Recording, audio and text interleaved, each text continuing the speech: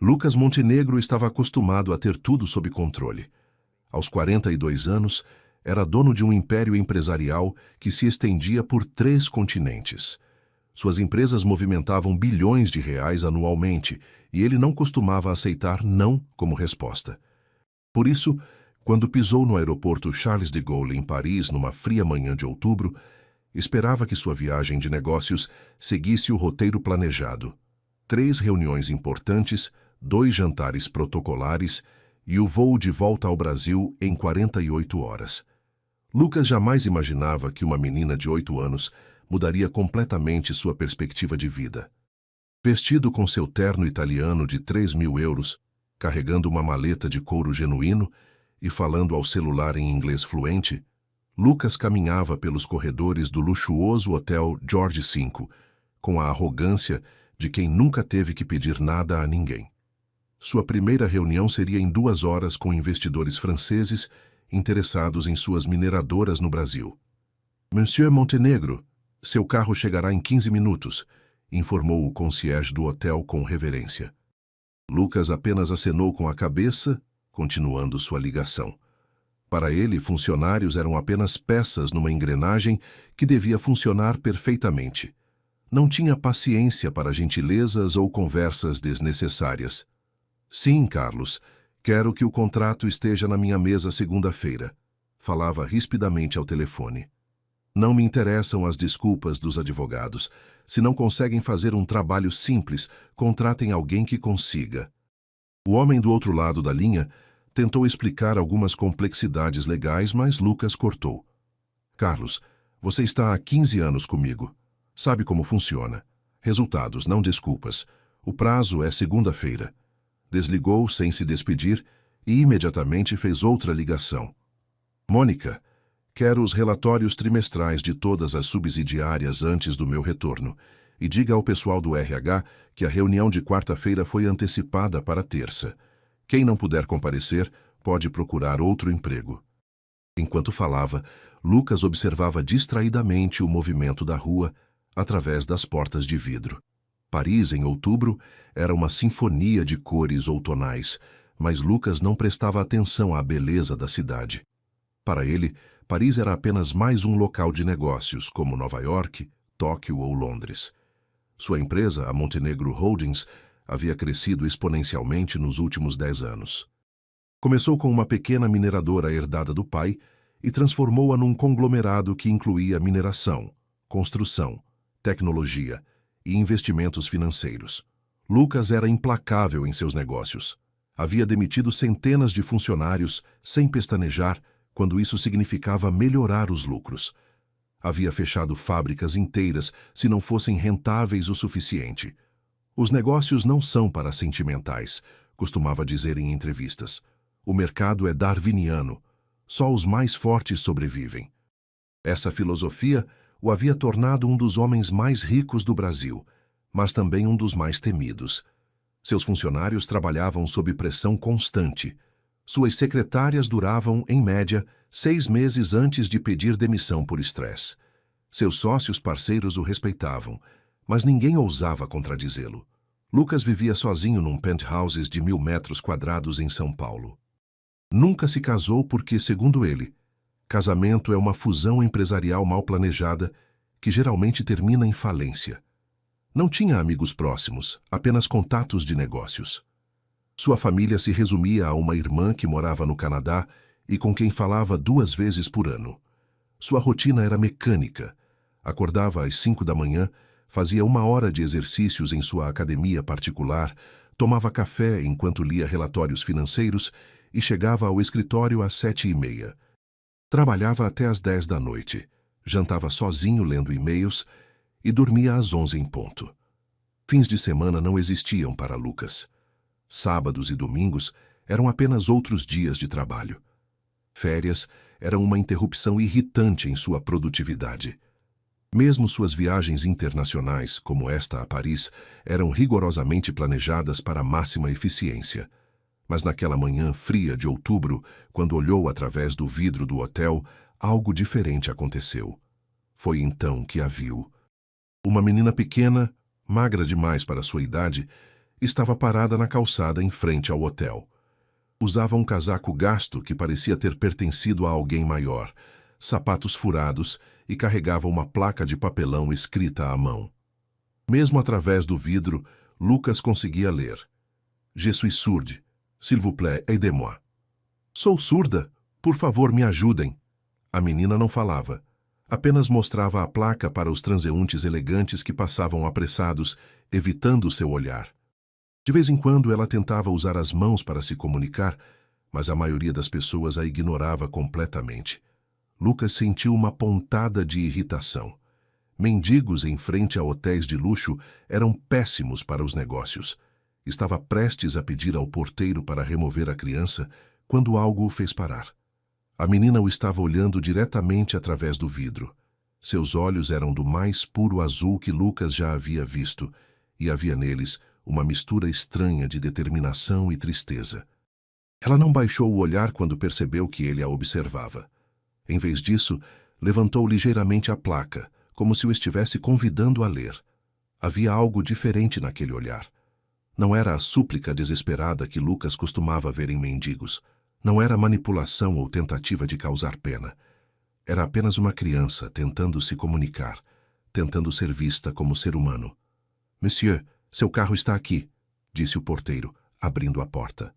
O ar frio de outubro entrou no lobby aquecido. O motorista, um homem francês de meia-idade chamado Henri, cumprimentou Lucas com educação profissional. Bonjour, Monsieur Montenegro. Para a Banque de France, c'est ça? Exato. E seja rápido. Não gosto de atrasos. Lucas hesitou por um momento na porta do hotel, olhando novamente para a menina. Ela havia voltado a mostrar sua placa para os passantes, mas de vez em quando seus olhos retornavam para o hotel, como se esperasse que alguém lá dentro pudesse vê-la realmente. Lucas seguiu para o carro sem olhar para trás. Mas durante todo o trajeto até o primeiro encontro de negócios, a imagem daqueles olhos azuis o perseguiu. O Mercedes-Benz deslizou pelas ruas de Paris, enquanto Henri comentava sobre o trânsito e o clima. Lucas não o escutava. Estava revisando mentalmente os números que apresentaria. Crescimento de 200% no último semestre, reservas minerais avaliadas em 5 bilhões de euros, potencial de expansão ilimitado. Monsieur Montenegro, disse Henri. Perdão por perguntar, mas o senhor conhece a menina que estava em frente ao hotel? O quê? Que menina? A petite fille na calçada. Vi que o senhor a observou por alguns momentos. Lucas franziu o senho. Não a conheço. É apenas uma mendiga. Por que pergunta? Ah, é que ela está ali há várias semanas. Sempre no mesmo lugar. Sempre com a mesma placa. Alguns funcionários do hotel comentam sobre ela.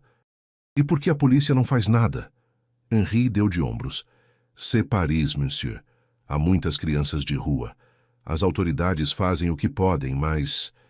Enfim, é um problema social complexo. Lucas voltou sua atenção para os papéis, mas a informação ficou martelando em sua cabeça. Várias semanas. A menina estava ali há várias semanas, todos os dias, tentando sobreviver na rua. A sede da Banque de France era um edifício imponente no coração de Paris, com arquitetura clássica que respirava tradição e poder. Lucas havia estado lá 2 vezes antes, sempre para negócios milionários que aumentavam significativamente seu patrimônio. Monsieur Montenegro, exclamou Jacques Dubois, o presidente do banco, recebendo-o no hall principal. Que prazer recebê-lo novamente em Paris. Jacques, obrigado por receber-me em cima da hora. Pas de problème. Seus negócios sempre são prioritários para nós. A reunião foi realizada numa sala de conferências luxuosa no 20º andar, com vista panorâmica para a cidade. Presentes estavam Jacques Dubois, 3 vice-presidentes do banco, 2 analistas financeiros e um consultor em investimentos internacionais. Lucas apresentou seus números com a precisão de uma máquina. Crescimento de 200% no último semestre. Reservas minerais avaliadas em 5 bilhões de euros. Potencial de expansão ilimitado. Os franceses ficaram impressionados com sua frieza e determinação. Senhores, disse Lucas, a Montenegro Holdings não é apenas uma empresa, é uma máquina de fazer dinheiro. No último trimestre, Fechamos 17 aquisições estratégicas. Eliminamos 2.300 funcionários considerados desnecessários e aumentamos nossa margem de lucro em 340%. Os banqueiros tomavam notas rapidamente. Um deles perguntou sobre sustentabilidade ambiental. Sustentabilidade é importante, claro, respondeu Lucas sem hesitar, desde que não interfira na rentabilidade. Investimos em tecnologias verdes quando elas reduzem custos operacionais. Quando não reduzem, preferimos pagar as multas ambientais, que são muito menores que o investimento necessário. Era uma resposta fria e calculista, mas os banqueiros franceses pareceram apreciar sua honestidade brutal.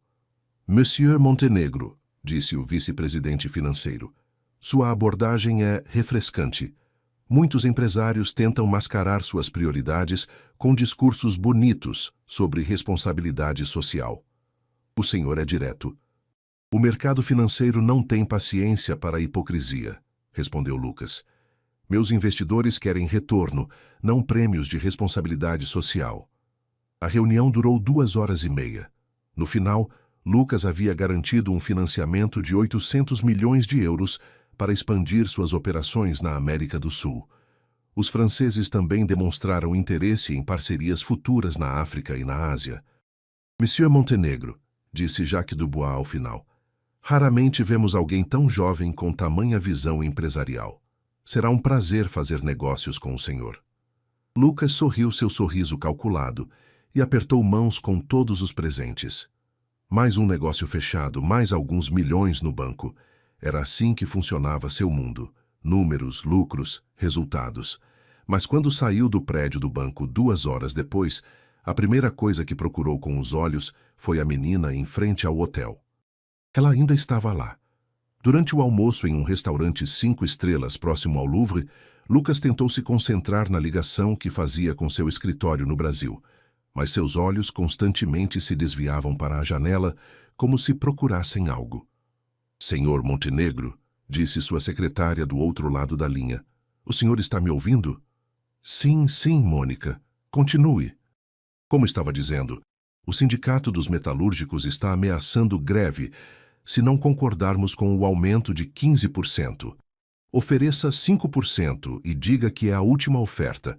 Se entrarem em greve, substitua todos por trabalhadores terceirizados. Senhor, isso pode gerar problemas com a mídia. Mônica, você cuida da mídia faz 8 anos. Sabe como funciona.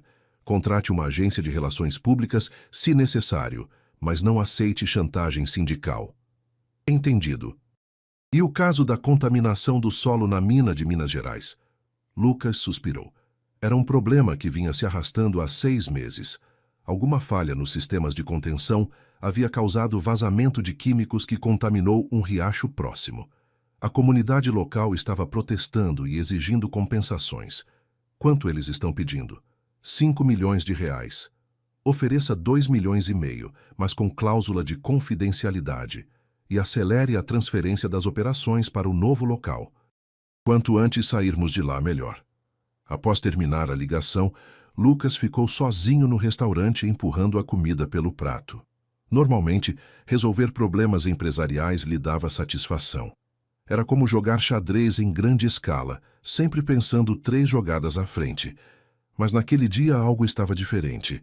Enquanto discutia demissões e compensações ambientais, a imagem da menina surda continuava voltando à sua mente. Por que aquela criança o incomodava tanto? Talvez fosse porque ela representava algo que ele havia perdido há muito tempo. Vulnerabilidade genuíne. Em seu mundo, vulnerabilidade era fraqueza. Demonstrar necessidade era dar poder aos outros. Mas havia algo na forma como aquela menina estava na rua, completamente exposta, completamente honesta sobre sua situação, que o perturbava. Após o almoço, Lucas decidiu caminhar de volta ao hotel em vez de chamar o motorista. Paris estava linda naquele final de tarde de outubro, com folhas douradas caindo das árvores e a luz suave do sol iluminando os prédios históricos. Enquanto caminhava, observou as pessoas nas ruas, executivos apressados falando ao celular, como ele, turistas tirando fotos, estudantes correndo para as aulas, famílias com crianças pequenas, todos vivendo suas vidas, todos com histórias, sonhos, problemas. Quando foi a última vez que Lucas realmente prestou atenção às pessoas ao seu redor? Quando foi a última vez que viu algo além de oportunidades de negócio ou obstáculos a serem superados? Estava tão absorto em seus pensamentos que quase passou direto pelo hotel. Foi só quando viu o familiar uniforme do porteiro que percebeu onde estava. E lá estava ela novamente, a menina. Desta vez, Lucas se permitiu observá-la mais atentamente através da janela do carro. A menina havia se sentado na calçada, encostada na parede do hotel. Sua placa estava apoiada ao lado e ela desenhava algo num pequeno caderno gasto. Mesmo de longe, Lucas podia ver a concentração em seu rosto enquanto movia o lápis. Havia algo tocante na cena. Uma criança sozinha em condições precárias, mas ainda encontrando tempo para criar arte. Ainda mantendo alguma centelha de esperança e beleza em meio à dureza de sua situação. Lucas instruiu Henri a parar o carro. "Monsieur", perguntou o motorista confuso. "Pare aqui um momento, preciso verificar algo." Lucas desceu do carro e caminhou lentamente em direção à menina. Cada passo parecia carregar o peso de 42 anos de vida, focada apenas em si mesmo. A menina levantou os olhos quando percebeu que alguém se aproximava e imediatamente pegou sua placa, pondo-se de pé. Seus movimentos eram defensivos, mas não assustados. Como se estivesse acostumada a ser ignorada ou rejeitada, mas ainda mantivesse uma esperança tímida. De perto, Lucas pôde ver que ela era ainda mais nova do que havia pensado. Talvez tivesse 8 ou 9 anos, com cabelos loiros desalinhados e bochechas coradas pelo frio de outubro. Suas roupas estavam limpas, mas visivelmente gastas e remendadas com cuidado. Alguém, em algum momento, havia se preocupado o suficiente para remendar aquelas roupas.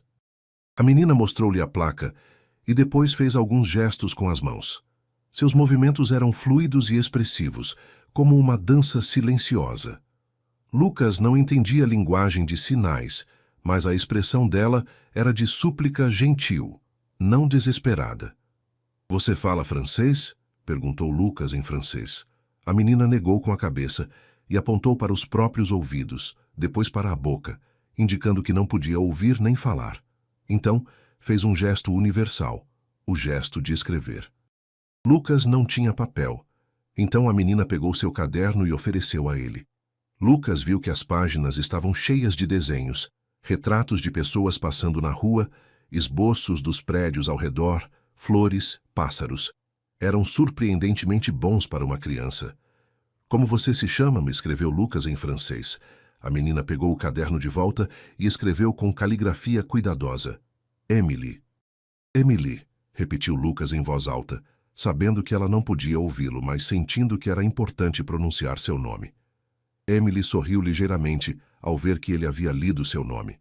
Depois, escreveu. "Comment vous appelez-vous?" "Como você se chama?" "Lucas", escreveu ele. Emily assentiu e escreveu. "Você é brasileiro?" "Seu francês tem sotaque." Lucas se surpreendeu. A menina era observadora. "Sim, sou brasileiro." "Como sabia?" "Tenho bom ouvido para sotaques", escreveu ela. Depois riu silenciosamente de sua própria piada e corrigiu. "Quero dizer, sei reconhecer pelas expressões faciais e movimentos da boca."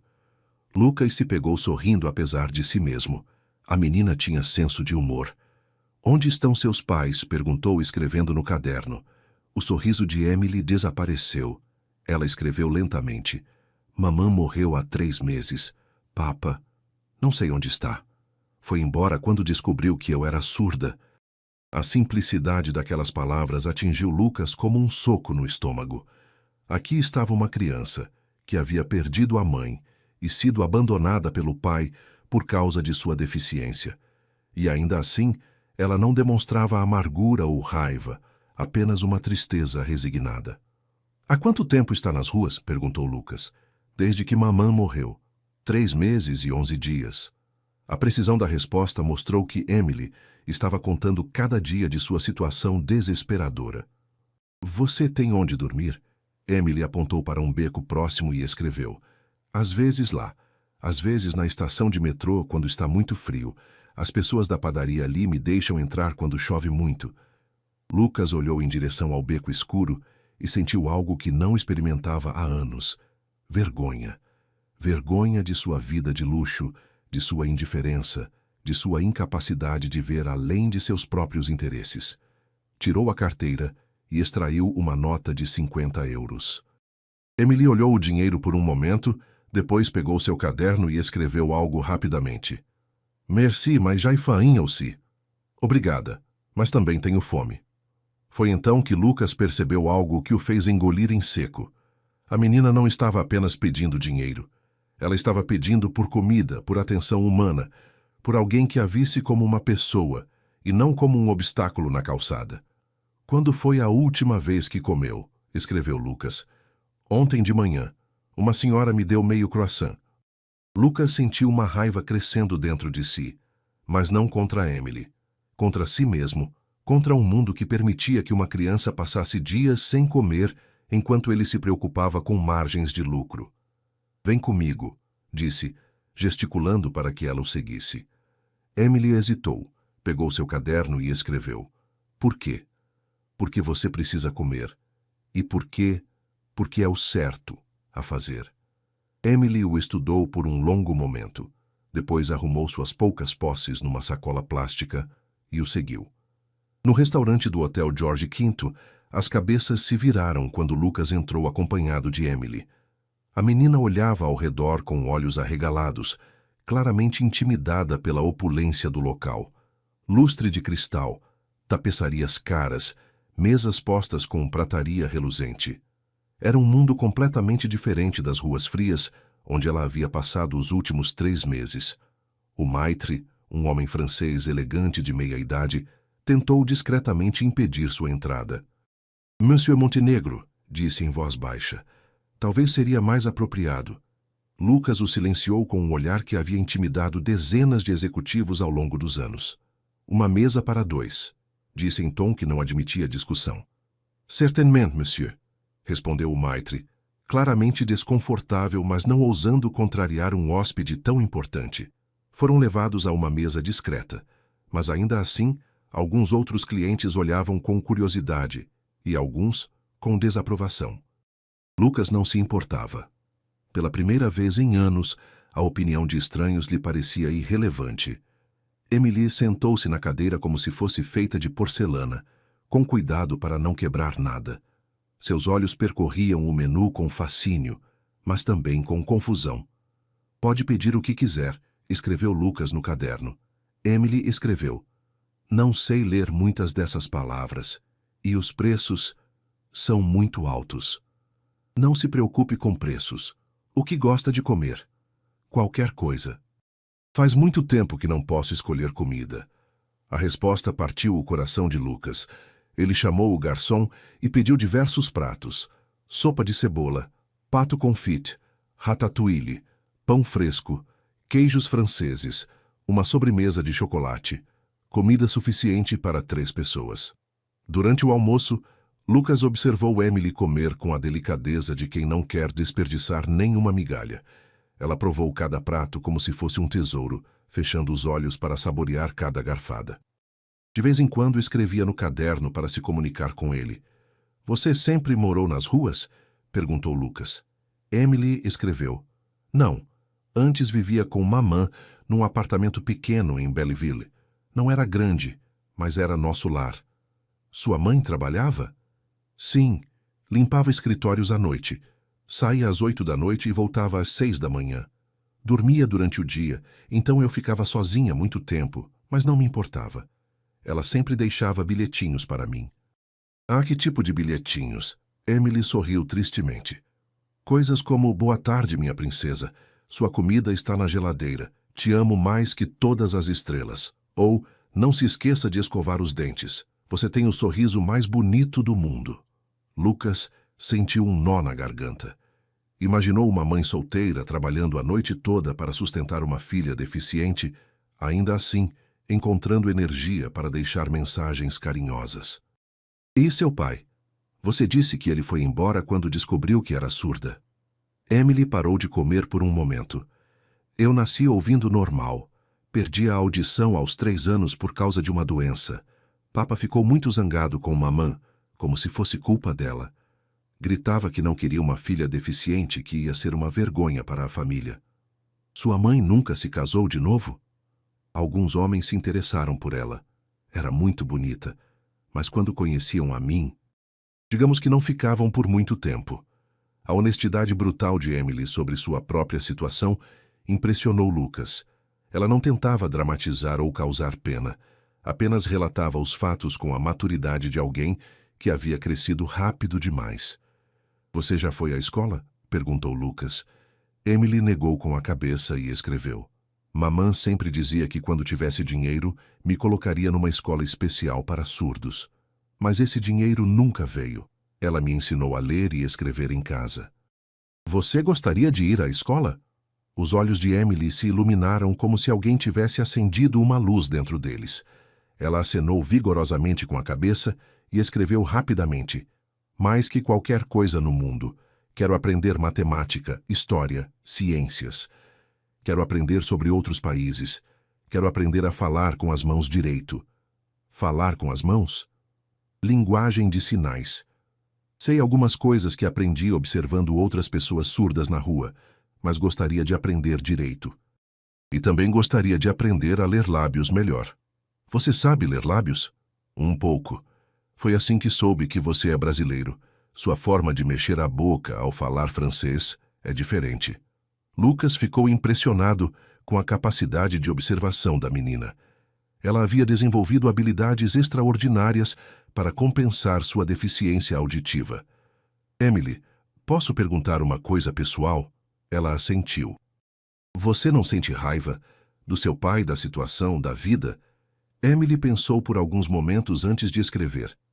Às vezes fico triste, mas raiva não me ajuda a encontrar comida ou lugar para dormir.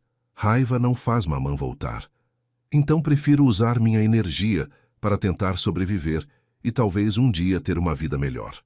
Naquele momento, algo dentro de Lucas mudou definitivamente.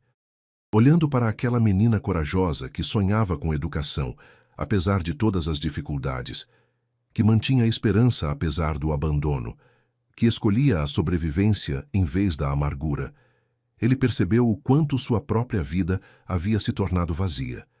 Tinha tudo o que o dinheiro podia comprar, mas quando foi a última vez que havia sentido a alegria pura que via nos olhos de Emily ao descobrir sabores novos?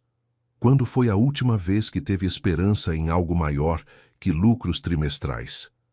Emily, disse escrevendo no caderno, que tal se eu te ajudasse a encontrar uma família que pudesse cuidar de você? E uma escola boa?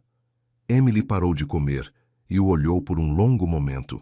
Depois escreveu, por que faria isso por mim? Você nem me conhece. A pergunta o deixou sem palavras. Por que, realmente? Ele nem a conhecia. Não ganharia nada com isso. Na verdade, seria uma complicação em sua vida perfeitamente organizada. Poderia simplesmente dar-lhe algum dinheiro e seguir com sua vida. Mas então se lembrou dos olhos dela quando o observou através do vidro do hotel e da forma como havia escrito, também tenho fome. Não apenas fome de comida, mas fome de conexão humana, de gentilezas, de esperança. Por quê? Escreveu no caderno. Às vezes encontramos pessoas que nos lembram de quem realmente deveríamos ser. Você me lembrou de algo que havia esquecido, que existem coisas mais importantes que dinheiro. Emily leu a resposta 2 vezes, depois escreveu, o que você esqueceu? Lucas pensou por um momento. Esqueci que ser humano significa cuidar uns dos outros. Esqueci que sucesso verdadeiro não é o que você acumula, mas o que você deixa no mundo. Esqueci que ter poder deveria significar usar esse poder para ajudar quem precisa. E agora você lembrou? Você me fez lembrar. Naquela tarde, Lucas cancelou sua segunda reunião. Em vez disso, passou horas no telefone com autoridades francesas, assistentes sociais e advogados especializados em adoção internacional. Descobriu que o processo seria longo e complicado, especialmente para um brasileiro que vivia no exterior apenas temporariamente. O sistema francês de proteção à criança era burocrático, mas eficiente. Emily deveria ser colocada sob custódia do Estado enquanto procuravam uma família adequada para ela. Isso poderia levar meses ou até anos. Monsieur Montenegro, explicou Madame Dubois da assistência social. Entendemos sua preocupação com esta criança, mas há procedimentos. Ela precisa ser avaliada por psicólogos, médicos, educadores especiais. Precisamos encontrar uma família francesa que esteja preparada para cuidar de uma criança surda. E se eu quisesse adotá-la? Perguntou Lucas. O senhor? Mas o senhor é brasileiro, vive no Brasil, viaja constantemente a negócios. Como poderia oferecer estabilidade para uma criança especial? Era uma pergunta válida. Como Lucas, com sua vida de viagens constantes e foco obsessivo no trabalho, poderia ser um bom pai para qualquer criança, quanto mais uma com necessidades especiais. Mas algo em sua mente havia mudado desde o almoço com Emily. Pela primeira vez em décadas, Lucas estava questionando suas próprias prioridades. Madame Dubois, disse ele, entendo suas preocupações. Mas e se eu pudesse provar que tenho condições de dar a ela não apenas estabilidade financeira, mas também o amor e atenção que ela merece? Como o senhor faria isso? Dê-me uma semana para mostrar que posso ser o pai que ela precisa. Madame Dubois suspirou. Monsieur Montenegro, aprecio sua boa intenção, mas isso não é como funciona. Há listas de espera, famílias francesas que aguardam há anos. Madame, interrompeu Lucas com a autoridade que costumava usar em negócios, mas desta vez temperada com humildade. Não estou tentando comprar meu caminho através do sistema. Estou pedindo uma chance de provar que posso dar a essa criança o que ela mais precisa. Alguém que realmente se importe com ela. Depois de mais 2 horas de negociações burocráticas, Lucas conseguiu um acordo temporário. Emily ficaria numa instituição infantil por 1 semana, enquanto ele passaria por avaliações psicológicas e sociais. Se fosse aprovado nessa fase preliminar, poderia iniciar o processo formal de adoção. Mas Lucas descobriu algo mais importante naquela tarde. Descobriu que havia em Paris uma instituição excepcional para crianças surdas, dirigida por uma freira brasileira chamada Irmã Beatriz. Quando ligou para lá e explicou a situação, a religiosa concordou imediatamente em receber Emily. Senhor Montenegro, disse Irmã Beatriz com sotaque mineiro inconfundível. Crianças como Emily são presentes de Deus. Ela terá aqui não apenas um lar temporário, mas a chance de desenvolver todos os seus talentos. Irmã, quero ser completamente honesto com a senhora. Nunca pensei em ser pai. Minha vida foi sempre focada em negócios. Não sei se tenho o que é preciso para cuidar de uma criança especial.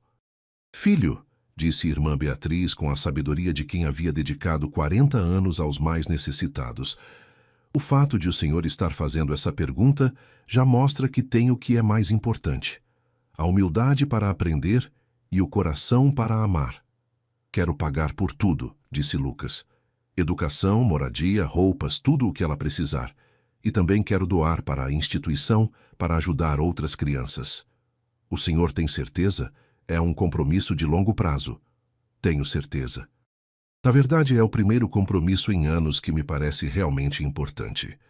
Quando Lucas voltou ao hotel para buscar Emily, encontrou-a exatamente onde a havia deixado, sentada na calçada com seu caderno desenhando. Mas desta vez, ela não estava sozinha.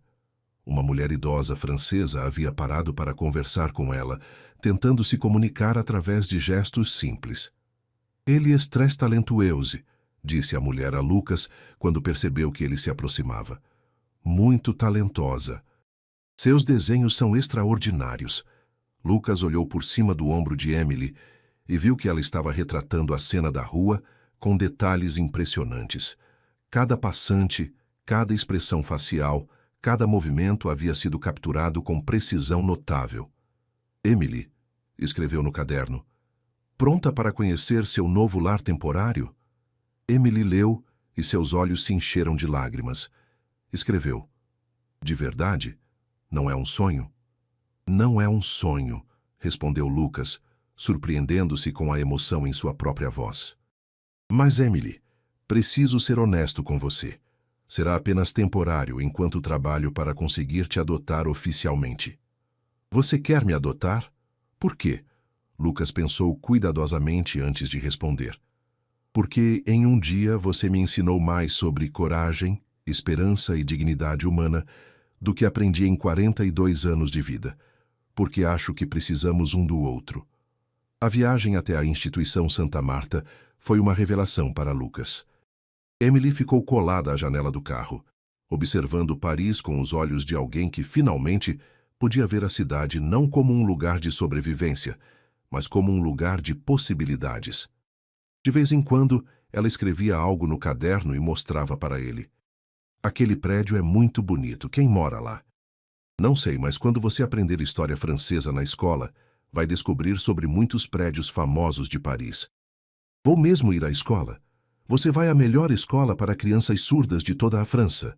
E você vai me visitar todos os dias que estiver em Paris. E quando voltar para o Brasil, vamos conversar por cartas e vídeos.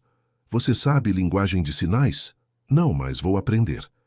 Lucas não havia pensado naquilo antes. Se realmente ia adotar Emily, precisaria aprender a se comunicar com ela adequadamente. Seria mais um desafio em sua vida, mas pela primeira vez, um desafio que o empolgava em vez de o estressar. A instituição Santa Marta era um prédio de 3 andares no bairro de Montmartre, com um jardim cheio de árvores e o som de crianças brincando. O prédio havia sido um convento no século XVIII, depois uma escola pública, e agora abrigava 50 crianças surdas de todas as idades. Irmã Beatriz os recebeu na entrada. Era uma mulher de 60 e poucos anos, baixinha e rechonchuda, com olhos bondosos e um sorriso que irradiava calor maternal. Emily, disse a freira em linguagem de sinais fluente, seja muito bem-vinda ao seu novo lar. Para surpresa de Lucas, Emily entendeu perfeitamente e respondeu também em sinais, embora seus movimentos fossem hesitantes e limitados. Como ela aprendeu linguagem de sinais? Perguntou Lucas. Crianças surdas são naturalmente observadoras, explicou irmã Beatriz. Emily deve ter aprendido alguns sinais observando outros surdos nas ruas. É impressionante como se adaptam. A freira mostrou a instituição para eles. Havia dormitórios limpos e aconchegantes, cada um com 4 camas e decoração alegre. A sala de aula principal tinha equipamentos especiais para ensino de crianças surdas. Painéis visuais, computadores com software de tradução, espelhos para a prática de leitura labial. Aqui ensinamos não apenas as matérias normais, explicou irmã Beatriz, mas também linguagem de sinais francesa, leitura labial, escrita avançada e habilidades práticas para a vida adulta.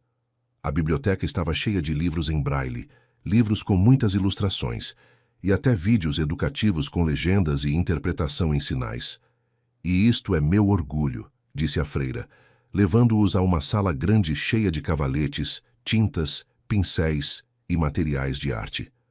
Nosso ateliê de artes. Descobrimos que crianças surdas frequentemente têm talentos artísticos excepcionais, já que desenvolvem mais a percepção visual. Emily ficou parada na entrada da sala de arte como se tivesse encontrado um tesouro. Seus olhos percorreram cada pintura nas paredes, cada material disponível. Posso desenhar aqui? Perguntou em sinais hesitantes. Claro, querida, respondeu irmã Beatriz. Vamos fazer de você uma grande artista. No final da visita, Emily escreveu no caderno. Posso ficar aqui para sempre. Pelo tempo que precisar, garantiu irmã Beatriz. Este será seu lar até que seu futuro papai possa te levar para o Brasil. O Brasil? Vou morar no Brasil? Lucas percebeu que não havia explicado completamente seus planos para Emily. Escreveu no caderno. Se você quiser, minha casa é no Brasil, mas posso morar em Paris se preferir. Emily o olhou com uma expressão que misturava esperança e incredulidade. Você mudaria para outro país por minha causa? Emily, você mudou minha vida em um dia. Mudar de país seria fácil comparado a isso. Quando chegou a hora de Lucas partir, Emily o surpreendeu, pegando sua mão e olhando diretamente em seus olhos. Depois escreveu no caderno. Obrigada por me ver. Por te ver? Perguntou Lucas confuso. Durante 3 meses nas ruas, as pessoas olhavam para mim, mas não me viam. Me viam como um problema, um incômodo, uma mendiga. Você foi o primeiro que me viu como uma pessoa. Lucas sentiu um nó na garganta. Emily, você que me fez ver que há coisas mais importantes que negócios e dinheiro. Vai me visitar amanhã? Amanhã e todos os dias até conseguir te adotar oficialmente. E quando estivermos no Brasil? Lucas pensou por um momento, depois escreveu.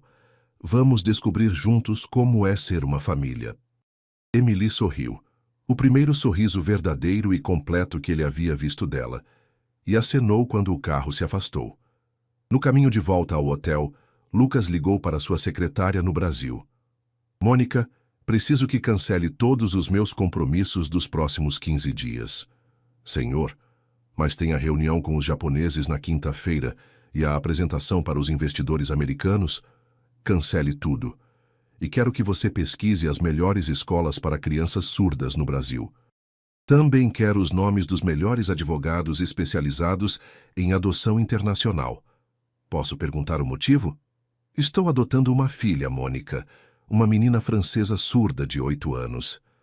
Houve um silêncio longo do outro lado da linha. Senhor Montenegro, o senhor está bem? Pela primeira vez em 20 anos de trabalho, Lucas riu durante uma ligação de negócios. Estou melhor que nunca, Mônica. Pela primeira vez em décadas, estou fazendo algo que realmente importa. Naquela noite, no luxuoso quarto do Hotel George V, Lucas não conseguiu dormir. Estava acostumado a quartos de hotel pelo mundo todo, sempre iguais, elegantes, impessoais, funcionais. Mas desta vez, algo era diferente. Ficou na janela olhando para as ruas de Paris, pensando na menina que agora dormia numa cama limpa e aquecida pela primeira vez em 3 meses. Pensou na jornada que o aguardava. Aprender linguagem de sinais, entender as necessidades especiais de uma criança surda, transformar sua vida de solteirão workaholic em algo que pudesse acomodar uma família. Seria o maior desafio de sua vida. Mais complexo que qualquer fusão empresarial, mais arriscado que qualquer investimento internacional. E pela primeira vez, Lucas estava enfrentando algo onde o sucesso não podia ser medido em dinheiro. Pegou o laptop e começou a pesquisar sobre surdez infantil, educação especial, linguagem de sinais, adoção internacional. Leu até às 3 da madrugada, absorvendo informações como costumava fazer antes de grandes negócios. Mas desta vez, não era sobre lucro. Era sobre entender como seria o melhor pai possível para Emily. No dia seguinte, Lucas chegou à instituição Santa Marta às 8 da manhã, carregando sacolas de material de arte que havia comprado numa loja especializada. Bom dia, senhor Montenegro, disse irmã Beatriz. Chegou cedo hoje. Quero passar o máximo de tempo possível com Emily antes de começar o processo oficial. Ela já tomou café da manhã e estava perguntando quando o senhor chegaria. Lucas encontrou Emily na sala de arte, já trabalhando numa pintura. Era um retrato dele sentado à mesa do restaurante do hotel, mas ela havia adicionado algo que não existia na realidade. Havia pintado asas discretas em suas costas. Sou eu? Perguntou Lucas por sinais básicos que havia estudado online durante a madrugada. Emily ficou surpresa e feliz ao vê-lo tentar se comunicar em sinais. Escreveu no caderno: Você está aprendendo minha língua. Estou tentando. Será que você pode me ensinar? Claro, vamos começar com coisas simples. Durante as próximas 2 horas, Emily ensinou Lucas os sinais básicos. Olá, obrigada, por favor, família, casa, comida, feliz, triste. Ela era uma professora paciente, repetindo os movimentos até que ele conseguisse fazer corretamente. Por que pintou asas em mim? Perguntou Lucas, combinando sinais básicos com escrita. Porque você apareceu como um anjo quando eu mais precisava. Mamã sempre dizia que anjos, às vezes, vêm disfarçados de pessoas normais. A inocência da resposta tocou profundamente Lucas. Para Emily, ele havia aparecido como um salvador em seu momento de maior necessidade. A responsabilidade disso era ao mesmo tempo intimidadora e motivadora. Emily, posso te perguntar algo sobre sua vida antes das ruas? Ela assentiu. Que planos sua mãe tinha para o futuro de vocês? Emily parou de pintar por um momento, pensando. Depois escreveu. Mamãe queria que eu fosse para uma escola especial. Disse que eu poderia ser qualquer coisa que quisesse ser, mesmo sendo surda. Disse que havia pessoas surdas famosas no mundo todo. Atores, escritores, cientistas. E o que você quer ser quando crescer? Artista. Ou maybe professora para crianças surdas como eu. Quero ajudar outras crianças que se sentem diferentes. Lucas sorriu. Mesmo depois de tudo pelo que havia passado, Emily ainda pensava em ajudar outros. Naquele dia, Lucas não saiu da instituição nenhuma vez. Almoçou com as crianças no refeitório. Participou de uma aula de matemática, onde Emily mostrou que era extremamente inteligente, e assistiu a uma apresentação de teatro em linguagem de sinais. As crianças estão adorando sua presença, disse irmã Beatriz durante uma pausa. Especialmente Emily. Ela não para de falar sobre você. Como ela está se adaptando? Muito bem. É uma criança resiliente, mas posso ver que você se tornou muito importante para ela muito rapidamente. Isso é bom e preocupante ao mesmo tempo. Por que preocupante? Porque se algo der errado com a adoção, ela ficará devastada. Já perdeu muito na vida. Lucas entendeu a preocupação da freira. Emily estava se permitindo confiar novamente, esperar novamente. Se ele falhasse, o dano emocional seria imenso. Irmã Beatriz, posso ser honesto com a senhora? Claro. Nunca quis filhos. Nunca pensei em casamento, família, responsabilidades parentais. Minha vida sempre foi apenas trabalho. Não sei se posso ser um bom pai. Irmã Beatriz o olhou com a sabedoria de quem havia visto muitas situações similares. Filho, os melhores pais não são aqueles que têm todas as respostas desde o início. São aqueles que estão dispostos a aprender, a crescer, a se sacrificar pelo bem-estar de seus filhos. E o Senhor já mostrou que tem essas qualidades. Como assim? O Senhor cancelou reuniões importantes para estar aqui. Está aprendendo linguagem de sinais. Está questionando sua própria vida para fazer espaço para ela. Isso é amor, mesmo que o Senhor ainda não reconheça como tal. Naquela tarde, Lucas teve sua primeira sessão de avaliação psicológica com o Dr. Dubois, um especialista em adoções internacionais. Senhor Montenegro, disse o psicólogo, vamos conversar sobre sua motivação para adotar uma criança surda. Lucas havia se preparado para essa pergunta, mas descobriu que a resposta vinha do coração, não da mente. Doutor, durante 42 anos construí um império empresarial. Tenho mais dinheiro do que poderia gastar em várias vidas. Tenho poder, influência, sucesso por qualquer medida convencional. Mas quando conheci Emily, percebi que minha vida era completamente vazia. Vazia como? Eu não tinha propósito além de acumular mais dinheiro. Não tinha relacionamentos verdadeiros. Não estava contribuindo positivamente para o mundo. Era apenas uma máquina de fazer dinheiro. E como Emily mudou isso? Lucas pensou cuidadosamente. Ela me mostrou coragem verdadeira. Uma menina de 8 anos, órfã, surda, vivendo nas ruas, mas ainda assim mantendo dignidade, esperança, gentileza. Ela me fez questionar tudo sobre minha vida. O senhor entende que adotar uma criança com necessidades especiais exigirá mudanças drásticas em sua vida? Entendo. E espero essas mudanças. Doutor, pela primeira vez em décadas, estou entusiasmado com algo que não tem a ver com dinheiro ou poder. A sessão durou 2 horas. Dr. Dubois fez perguntas sobre a infância de Lucas, seus relacionamentos passados, suas expectativas sobre paternidade, seus planos concretos para cuidar de Emily. Senhor Montenegro, disse o psicólogo no final, vou ser franco. O senhor tem um perfil incomum para a adoção. Homem solteiro, sem experiência com crianças, estilo de vida muito focado no trabalho. Normalmente eu seria hesitante. Lucas sentiu seu coração afundar. Mas, continuou o Dr. Dubois, raramente vejo alguém com motivação tão genuína e disposição tão clara para mudar. Sua avaliação preliminar é positiva. No final da primeira semana, Lucas havia se tornado uma presença constante na instituição Santa Marta. As outras crianças o conheciam. Emily o estava ensinando sinais mais complexos e ele havia doado 200 mil euros para melhorar as instalações da escola. Mas ainda havia o maior teste, a reunião com o Conselho de Adoção francês. A reunião aconteceu numa sala formal no Ministério de Assuntos Sociais, em Paris. Presentes estavam 5 membros do conselho, uma juíza, uma psicóloga, uma assistente social, um educador especial e um representante da Embaixada Brasileira. Senhor Montenegro, disse a presidente do conselho, vamos discutir sua candidatura para adotar Émilie Dubois. Na verdade, interrompeu Lucas, gostaria que ela se chamasse Émilie Montenegro. Entendo seu entusiasmo, mas ainda há muito a discutir. Primeiro, suas qualificações financeiras são obviamente adequadas. Segundo, sua avaliação psicológica foi positiva. Mas temos preocupações sobre estabilidade. Que tipo de preocupações? O senhor vive no Brasil, mas viaja constantemente a negócios. Como garantirá estabilidade geográfica para uma criança que já passou por traumas de abandono? Lucas havia se preparado para esta pergunta. Estou mudando a estrutura de meu império empresarial.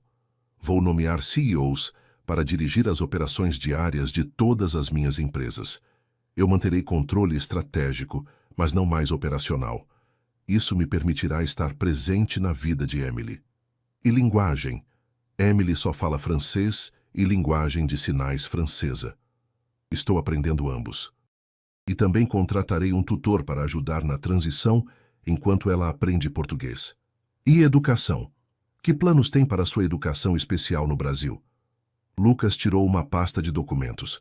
Pesquisei extensivamente. Há 3 excelentes escolas para surdos em São Paulo. Já conversei com os diretores de todas. Também descobri que a Universidade de São Paulo tem um dos melhores programas de educação especial da América Latina.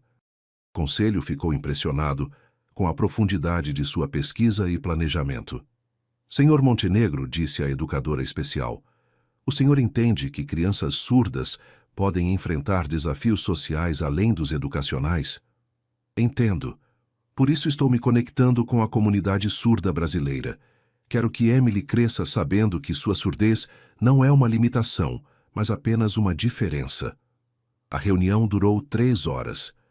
No final, a presidente do conselho disse, Senhor Montenegro, sua candidatura será analisada pelos próximos 15 dias. Receberá nossa resposta por escrito. 15 dias de espera, que pareceram 15 anos. Durante esse período, Lucas passava todos os dias com Emily. Seus sinais melhoraram dramaticamente. Eles começaram a se comunicar em uma mistura de sinais, escrita e português básico que ele estava ensinando a ela. Papai Lucas, disse Emily um dia, ela havia começado a chamá-lo assim. E se eles disserem não? Então encontraremos outro caminho, respondeu Lucas. Emily, aprendi algo importante contigo. Nunca desistimos das pessoas que amamos. Você me ama? A pergunta o pegou despreparado. Amor?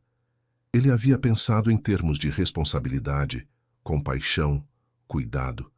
Mas, amor?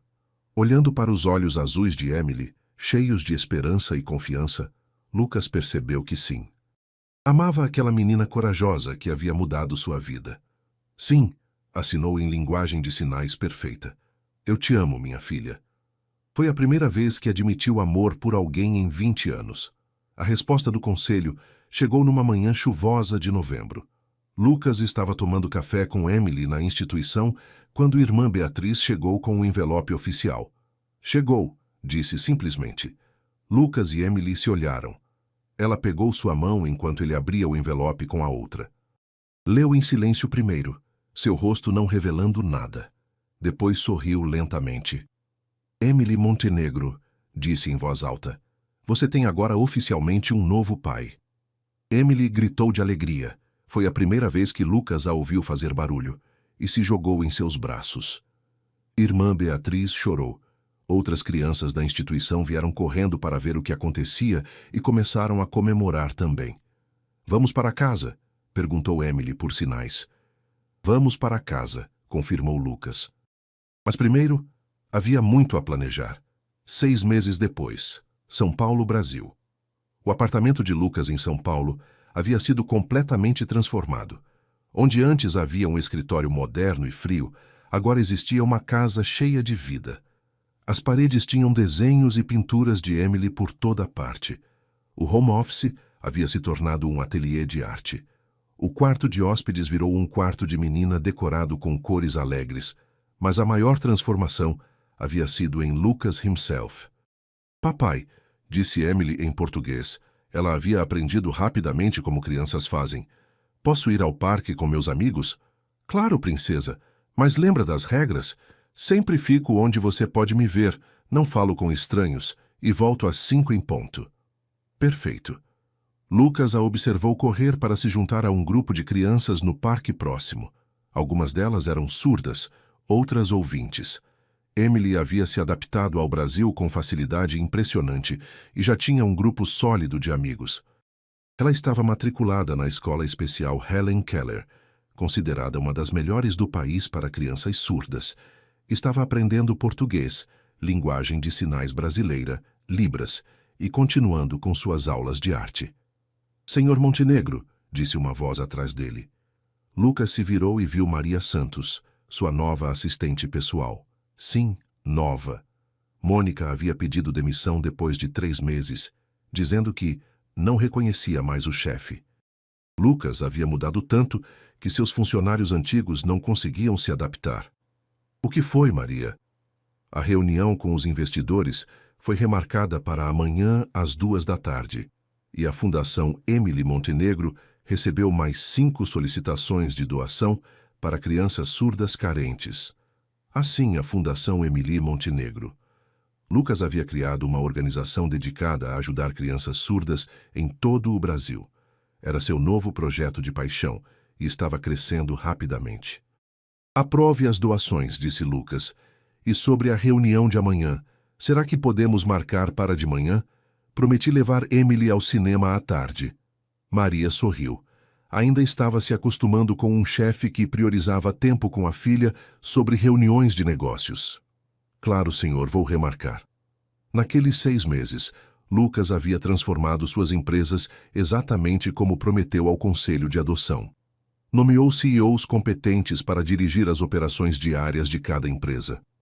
Ele mantinha controle estratégico através de reuniões semanais e relatórios mensais, mas não mais trabalhava 16 horas por dia. Sua nova rotina era drasticamente diferente. Acordava às 7, tomava café da manhã com Emily, a levava para a escola, trabalhava das 9 ao meio-dia em casa, buscava Emily para almoçar juntos, trabalhava mais 2 horas enquanto ela fazia tarefas escolares e dedicava as tardes e noites inteiramente a ela. Fins de semana eram sagrados para a família. Iam ao parque, aos museus, ao cinema, com filmes legendados. Visitavam a comunidade surda de São Paulo. Lucas havia descoberto um mundo inteiro que desconhecia, a rica cultura da comunidade surda brasileira.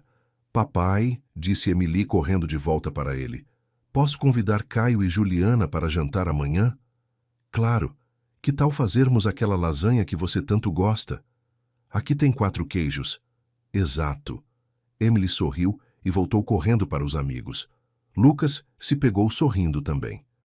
Quando foi a última vez que havia se sentido tão leve, tão genuinamente feliz? Seu celular tocou. Era Pierre Dubois, da França. Lucas, como está nossa pequena Emily? Pierre, ela está maravilhosa. Completamente adaptada ao Brasil, fazendo amigos, indo bem na escola. E o francês dela está ajudando-a a ser uma das melhores alunas em literatura. E você? Como está se saindo como pai? Lucas pensou na pergunta. Como estava se saindo? Havia errado muito nos primeiros meses. Não sabia como pentear cabelo de menina. Queimou o jantar várias vezes, tentando aprender a cozinhar. Ficou acordado noites inteiras quando Emily teve gripe, preocupado demais para dormir. Mas também havia acertado em coisas importantes. Aprender a linguagem de sinais fluente. Criara uma relação de confiança total com Emily. Estava presente para todos os momentos importantes. Reuniões escolares, apresentações de arte, conquistas pequenas e grandes.